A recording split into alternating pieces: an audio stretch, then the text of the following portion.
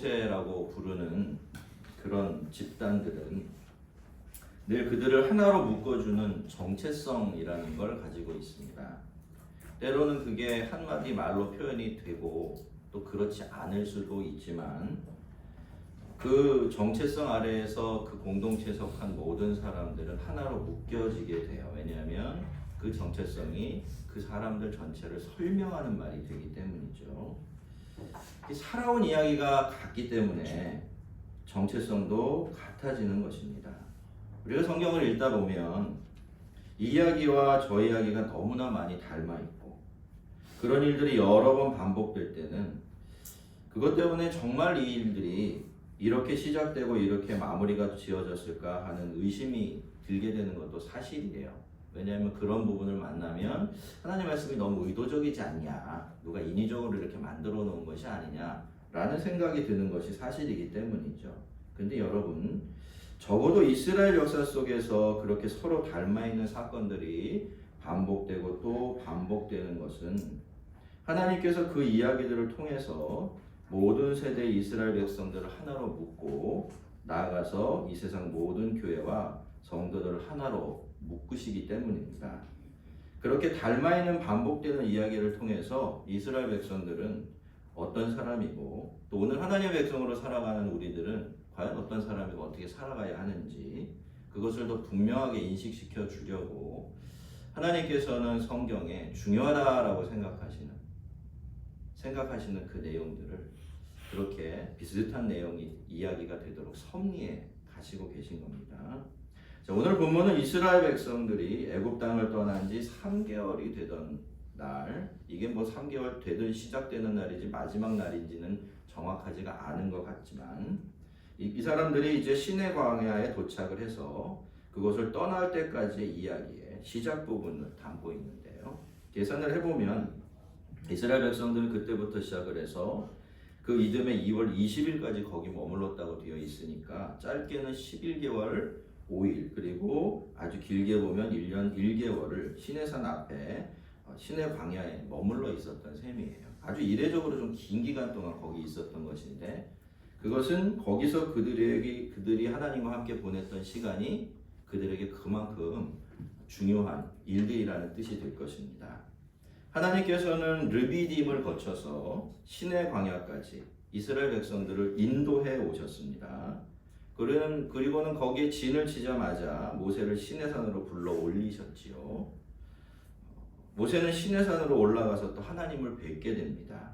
4절부터 6절까지 하나님께서 모세에게 이스라엘 백성들에게 이렇게 전하라 라고 하시면서 들려주신 첫 번째 말씀이 나오는데 여러분 이 부분이 출애굽기에서 제일 중요한 부분입니다. 이스라엘 백성들에게도 그렇고요. 사실 오늘 하나님을 믿는 우리들에게도 마찬가지예요. 왜냐하면 이 말씀은 그들과 우리들 그리고 이 세상의 모든 교회에게 우리가 누구이며 하나님 앞에서 어떤 사람들로 부름받았고 또 어떻게 살아가야 하는지를 가르쳐주고 있기 때문이에요. 잠시 출애굽기의 큰 얼개를 좀 생각해 보면요. 이 출애굽기는 사실 크게 보면 두 부분으로 나누어질 수가 있습니다. 1장부터 시작을 해서 18장까지의 전반부에는 이스라엘 백성들이 애굽을 빠져나와서 시내산에 이르기까지 그 오게 되는 과정을 담고 있고요. 나머지 19장부터 마지막까지 이어지는 후반부에는 그들이 시내산에서 율법을 받고 성막을 세우며 또 하나님의 언약 백성이 되어지는 그런 이야기가 담겨져 있습니다. 자, 그렇게 보면 1장부터 18절까지 모든 이야기들 그러니까 이스라엘 백성들을 위해서 하나님께서 행해 주신 모든 일들은 이 19장 이후에 하나님을 만나 뵙고 그들을 하나님께서 이스라엘 백성들을 하나님의 백성으로 만드시기 위한 준비 작업이었다 그렇게 말할 수가 있습니다. 그리고 그것은 곧 이 출애굽기라는 이 성경책의 중심에는 이스라엘 백성들을 하나님께서 구원해 주신 그 사건이 아니라 흔히들 그렇게 생각하지만 오히려 그들을 다시 하나님을 모시고 살아가는 하나님의 백성이 되게 하시려는 하나님의 목적이 놓여 있다라는 뜻이 될 것입니다. 여러분 본론으로 들어가기 전에 제가 여러분에게 질문을 하나 드려보면요. 여러분 이스라엘 백성들은 원래부터 하나님의 백성이었을까요? 아니면 이때 시내산에서 하나님의 율법을 받고 나서 하나님과 언약을 맺음으로써 하나님의 백성이 되었을까요? 1번일까요? 2번일까요? 1번이에요. 1번. 예, 1번입니다. 이스라엘 백성들은 시내산 언약을 통해서 하나님의 백성이 되었다라고 생각하는 경우가 대부분인데 사실은 그렇지가 않아요. 여러분 이스라엘 백성들이 하나님의 백성이 된 건 아주 오래된 일입니다. 그건 창세기 12장에서 하나님께서 아브라함을 찾아가셔서 내가 너를 복이 되게 하고 너를 통해서 이 세상 모든 나라를 복 주시겠다고 하셨을 때 시작이 되었고요. 창세기 17장에서 아브라함 집안 사람들이 할례를 받게 되었을 때 완전히 공식화된 그런 일입니다. 우리는 하나님께서 아브라함에게 주신 그 언약은 그의 모든 후손들에게도 해당된다는 것과 하나님께서 언약하신 대로 아브라함이나 그 후손들에게 복을 주시는 것은 결국 그들을 통해서 세상을 복을 주시려는 하나님의 계획의 일부분이다라는 사실을 잊으면 안 됩니다. 그 복의 핵심이 뭡니까? 그것은 바로 하나님 자신이에요. 하나님의 이스라엘 백성들을 통해서 결국엔 하나님 자신을 온 세상에 증거하고 보여주는 것. 그것이 바로 하나님이 세상에 이스라엘 백성들을 통해서 주고자 하시는 가장 큰 복이에요. 여러분 하나님의 언약은 영원합니다. 그렇기 때문에 아브라함에게 주신 언약은 그에게서 나온 모든 후손들, 그러니까 모든 이스라엘 백성들에게도 다 해당이 돼요. 그리고 오늘 아브라함의 믿음의 후손으로 살아가는 우리들에게도 그대로 이어지고 있습니다. 그래서 아브라함의 이야기는 이스라엘의 이야기인 동시에 또 누구의 이야기이기도 하죠? 우리들 자신의 이야기이기도 한 겁니다. 어떤 사람들은 어리석게 아니 다른 나라 역사책을 가지고 어떻게 그 믿음의 교본으로 삼을 수 있느냐라는 질문을 던지기도 하지만 그건 하나만 알고 둘은 모르는 이야기죠. 겉으로 보여지는 것은 알지만 그 속에 뭐가 있는지는 모르기 때문에 하는 이야기입니다. 왜 여러분 이스라엘 백성들의 이야기가 오늘 우리에게도 의미 있는 이야기가 돼요? 언약 때문이에요. 언약. 하나님의 영원한 언약이 그때의 이스라엘과 오늘의 이스라엘 하나로 묶어내고 있기 때문에 그때의 그들을 위한 이야기가 오늘 우리를 위한 하나님 말씀이 되기도 하는 겁니다. 성경의 가치는 성경의 진리라는 말이 바로 거기에 있는 거죠. 내가 애굽 사람에게 어떻게 행하였음과 내가 어떻게 독수리 날개로 너희를 업어 내게로 인도하였음을 너희가 보았느니라. 하나님께서는 이렇게 왜 이스라엘 백성들이 하나님을 섬겨야 하는지, 왜 하나님께서 지금 그들에게 그것을 요구하실 수가 있는지 그 근거를 먼저 말씀해 주고 계시는데요. 여러분 여기서 하나님께서 강조하시는 것이 무엇입니까? 그것은 이스라엘 백성들이 실제로 그 모든 일들을 직접 어떻게 했다? 보았다라는 겁니다. 보았다. 여러분 우선 그들은 하나님께서 자기들을 구원하시기 위해서 애굽 사람들에게 하신 모든 일들을 직접 보았습니다. 세상이 흔들리는 것 같았던 그 10개의 재앙, 그리고 그들을 홍해 고기와비 되게 하신 일들, 그것은 모두 하나님께서 그들을 구원하시기 위해서 행하신 일들이었고요. 그렇죠? 그들은 그 모든 일들을 자기 눈으로 똑똑히 보았던 것입니다. 그리고 그들 자신은 그 사실을 미처 알아차리지 못했을 수도 있겠지만 지금 시내산까지 오면서 그들이 경험했던 모든 일들, 그러니까 불 기둥과 구름 기둥이 되어서 그들의 길을 인도해 주시고 물이 없으면 물을 주시고 양식이 없으면 만나를 주셨으며 또 전쟁에서 이기게 하셨던 그 모든 일들은 전부 다 하나님께서 그들을 여기 시내산에 계신 하나님께로 이끌어 오시기 위해서 하신 일들이었던 거예요. 모세가 처음 시내산에서 하나님을 배울 때도 하나님이 섭리와 인도 가운데 그리로 이 모세를 불러내셨던 것처럼 말이죠. 그런데 여러분 하나님께서는 이 모든 일들을 내가 독수리 날개로 너희를 업어서 내게로 인도한 것이었다 라고 그렇게 말씀하고 계세요. 그러니까 그냥저냥 되는 대로 하신 것이 아니라 마치 어미 독수리가 자기 새끼를 돌볼 때 하는 것처럼 그렇게 하셨다. 그렇게 내가 해주었다. 너희들이 그것을 보았다. 경험했다. 그 복을 누렸다. 그렇게 말씀하시는 것입니다. 여러분 이 그림은요. 신명기 32장 10절 이하를 보면 좀 더 자세하게 그리고 아름답게 그려져 있는데 거기서 모세는 이 은혜를 이런 식으로 노래를 하고 있어요. 여호와께서 그를 황무지에서 짐승이 부르짖는 광야에서 만나시고 호위하시며 보호하시며 자기의 눈동자같이 지키셨도다.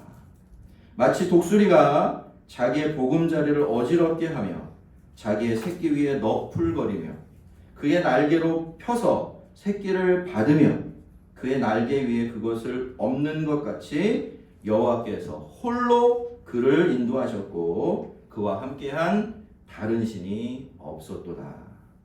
여호와께서 홀로 그를, 여기서 그는 그냥 이스라엘 전체를 의인화시킨 사람이에요. 자, 그를 인도하셨고 그와 함께한 다른 신이 있다 없다? 없도다 라고 노래하고 있습니다. 여러분 어미 독수리가 자기 새끼를 키울 때 그 어미 독수리는 크게 두 가지로 어미의 역할을 하게 됩니다. 첫 번째 역할은 보호하는 것이고요. 또 하나의 역할은 양육하는 것입니다.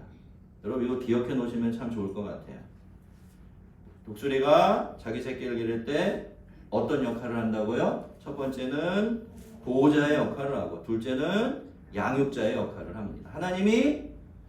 우리 하나님이 되어주실 때도 아버지로서 우리의 부모로서 똑같은 역할을 하신다는 겁니다.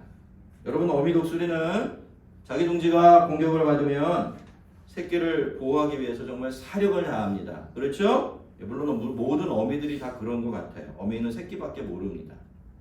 그런데 그 독수리가 또 어떤 때는 일부러 그 새끼를 아주 높은 벼랑 같은 곳에서 막 떨어뜨리기도 해요. 왜 그렇습니까? 새끼를 기르는 일 속에는 새끼를 보호하는 일뿐만이 아니라 그 새끼에게 무엇도 나는 방법도 가르쳐주는 일이 포함되어 있기 때문이에요. 자, 그래야 독수리 새끼가 어엿한 어미 독수리, 성인 독수리로 성장할 수 있기 때문입니다. 여러분 하나님은 지금까지 이스라엘 백성들에게 그렇게 해오셨습니다. 이스라엘 백성들이 하나님이 계신 시내산으로 하나님을 만나러 올 수 있었던 것은 모두가 다 하나님께서 아직은 날 수 없는 새끼 같은 그들을 독수리 날개로 업어서 기르시고 또 훈련하시면서 거기까지 데리고 오신 덕분이었던 것입니다. 하나님은 그 모든 일을 마무리하고서 당신의 백성들에게 너희들이 그것을 똑똑히 보았다. 이건 너희들이 경험하고 직접 누린 일이다. 이렇게 말씀하고 계신 것이죠. 하나님은 이스라엘 백성들의 믿음과 그들이 하나님의 백성이 되는 그 일이 그저 어떤 신비한 영적인 체험이나 깨달음 위에 세워진 부실한 건물이 아니라 그들이 직접 보고 경험한 하나님의 능력과 사랑이라는 사실 위에 세워진 든든한 건물이 되어야 한다라고 생각을 하셨고요. 그래서 그동안 그렇게 구체적으로 그들의 하나님이 되어 주셨던 겁니다. 여러분 오늘 우리의 믿음이 십자가 위에 세워져 있다라는 거, 십자가 복음 위에 세워져 있다라는 말도 똑같은 의미예요. 여러분 십자가는 허구가 아니라 사실입니다. 예수님께서 십자가에 달리신 것은 실제로 역사 속에서 시간 속에서 일어났던 일이에요. 사건이죠. 그렇습니까? 자, 그런데 바울은 이 일을 이렇게 설명하고 있어요. 우리가 아직 죄인 되었을 때에 그리스도께서 우리를 위하여 죽으심으로 십자가를 말하는 거죠. 하나님께서 우리에 대한 자기의 사랑을 어떻게 확증하셨느니라 라고 말입니다. 여러분 십자가는 구원입니다. 그리고 십자가는 하나님께서 죄악된 우리들을 얼마나 사랑하셨는지를 보여주는 가장 분명한 증거이지요. 자, 그래서 여러분 우리의 구원도 사실이고 하나님의 사랑도 사실이 되는 겁니다. 우리의 믿음은 그렇게 사실이라는 든든한 무너지지 않는 반석 위에 세워져 있고 말이죠. 여러분 우리가 하나님의 자녀가 되고 백성이 된 것은요. 이런 확고한 사실을 근거로 해서 이루어진 일입니다. 믿습니까? 여러분, 우리가 지금 어떻게 여기 하나님 앞에 이렇게 있습니까? 그것은 하나님께서 우리를 구원해 주셨기 때문이 아닙니까? 그리고 하나님께서 날지 못하는 우리들을 독수리 날개로 업어서 여기까지 데리고 오셨기 때문이 아닌가요? 우리는 그 능력과 은혜 그리고 사랑을 직접 보고 경험하며 여기까지 오지 않았습니까? 그래서 이 모든 것들이 우리들에게는 사실이고 우리의 삶의 일부가 아닙니까? 그래서 여러분, 우리가 믿음으로 사는 것은요, 절대로 불확실한 모험이 아닙니다. 이런 말을 많이 해요. 저도 했던 것 같은데, 우리가 하나님을 믿고 믿음의 모험을 감행하자. 그러면 대부분의 성도들은 아멘 이렇게 대답을 하죠. 아멘입니까? 예, 그렇죠. 근데요, 여러분, 여기서 모험이라는 말의 의미는 어떻게 해야 될지 중간도 모르고 마지막 결과도 모르고 불확실하고 불투명한 상태에서 주님을 쫓아가자 이런 뜻이 아니에요. 결과는 정해져 있습니다. 해피엔딩이죠. 영원하고 완전한 해피엔딩만이 성도들의 삶을 기다리고 있는 거예요. 우리가 모르는 건 뭘 모른다는 겁니까? 그 구체적인 과정, 거기까지 가는 그 루트를 우리가 알 수가 없다는 거죠. 그러니까 뭐가 필요해요? 믿음이 필요한 거죠. 믿음으로 그렇게 나를 인도해 내시고 이끌어 주실 하나님을 붙들고 나아가자라는 뜻이에요. 모험이라고 하니까 그래 내가 한번 까짓거 뭐 이래 사나 저래 사나 죽으나 사나 마찬가지인데 에잇 가보자 이게 아니라는 뜻이에요. 여러분, 믿음의 모험은 너무나 확실한 겁니다. 그 목적지는 이미 정해져 있다, 그렇지 않다? 정해져 있다. 믿습니까? 그걸 생각하면 어때요? 얼마든지 하나님과 더불어 여행하는 믿음의 모험을 감행할 수가 있는 것입니다. 여러분, 우리 믿음에는 확실한 근거가 있습니다. 십자가 사랑이라는 근거, 그리고 지금까지 우리를 여기까지 인도해 오실 때 하나님께서 우리에게 베풀어 주신 그 은혜라는 근거가 있습니다. 그래서 여러분, 우리는요, 우리의 믿음에 대해서 자신감을 가져야 돼요. 당당하고 확고해야 한다는 겁니다. 누가 뭐래도 우리의 믿음은 엄연한 사실에 근거한 것이기 때문이에요. 자, 우리를 구원해 주신 하나님은 오늘도 얼마든지 우리를 구원해 주실 수 있습니다.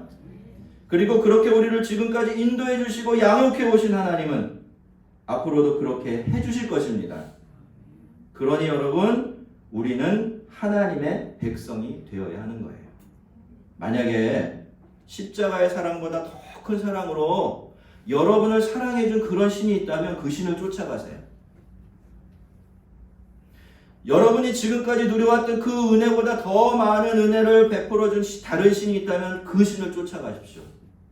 그러나 그렇지 않다고 한다면 우리는 오로지 하나님만을 우리의 하나님으로 섬겨야 하는 거예요.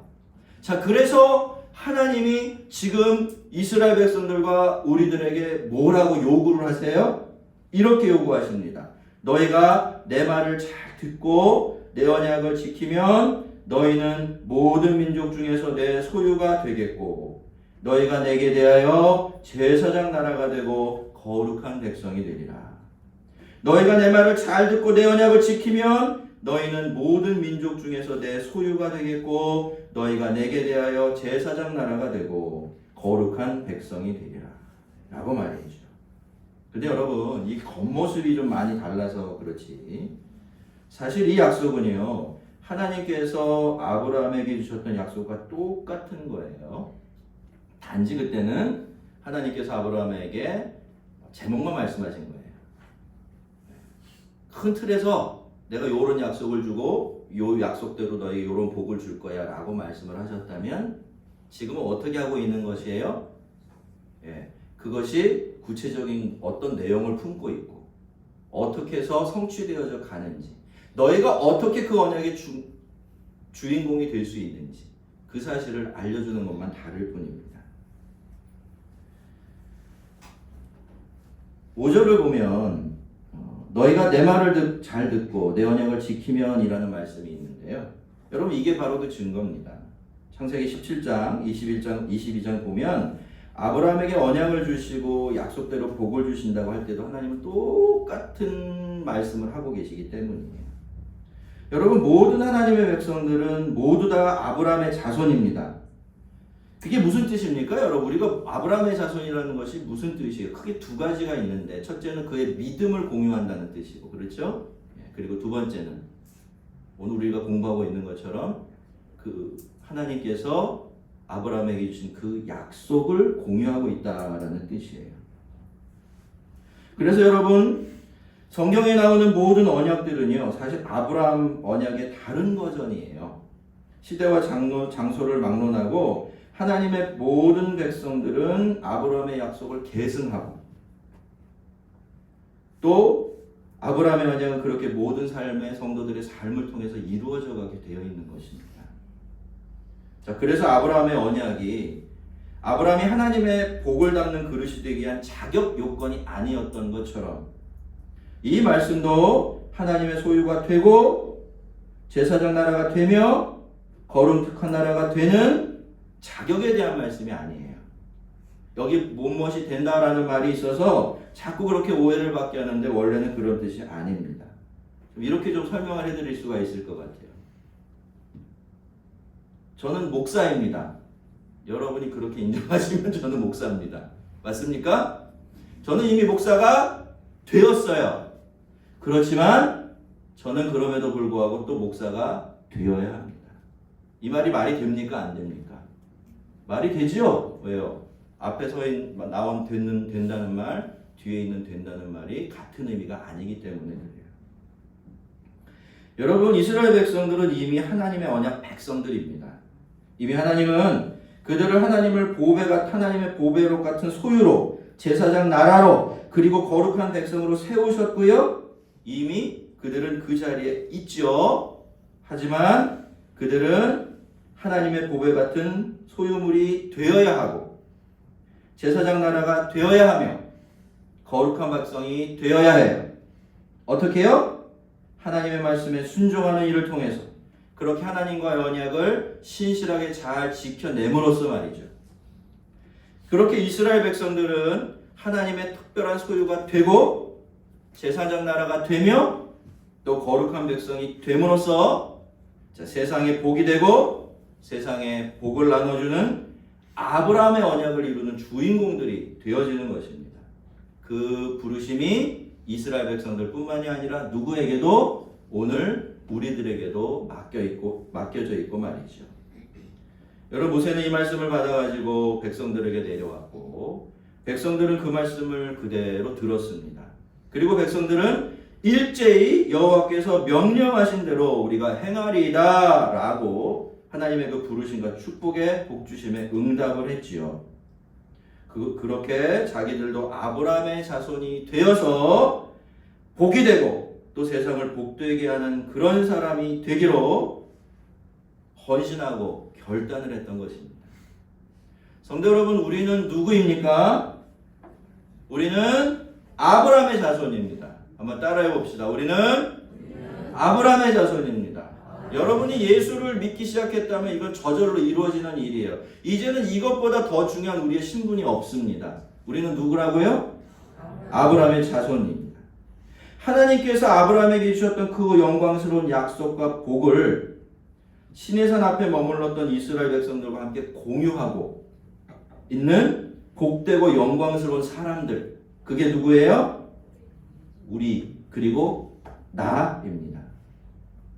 하나님은 이스라엘 백성들을 애굽에서 건져내셨듯이 우리를 우리의 죄에서 구원해 주셨습니다.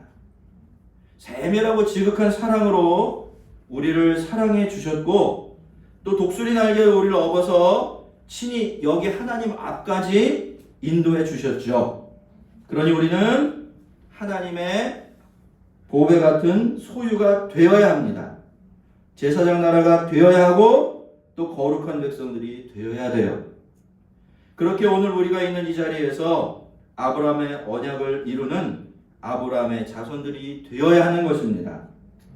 여러분 우리가 이것이 우리가 지금까지 보고 겪어냈던 모든 일들과 사실들을 통해서 우리가 내려야 될 유일한 결론이에요. 다시 말씀드린다 여러분. 우리는 누구라고요? 아브라함의 자손입니다. 아브라함 하나님의 특별한 소유이고 제사장 나라이며 거룩한 백성들이에요. 그것이 우리가 꼭 지켜내야 하고 또 우리 삶으로 녹여내야 될 우리의 정체성이고 또 우리를 향한 하나님의 부르심입니다. 늘 하나님이 베풀어 주신 그 놀라운 구원과 지극한 사랑을 기억하면서 그 안에서 하나님의 백성이 되고 아브라함의 자녀된 그 영광 잘 지켜내며 살아가는 우리 모두가 되기를 주의 이름으로 축원합니다.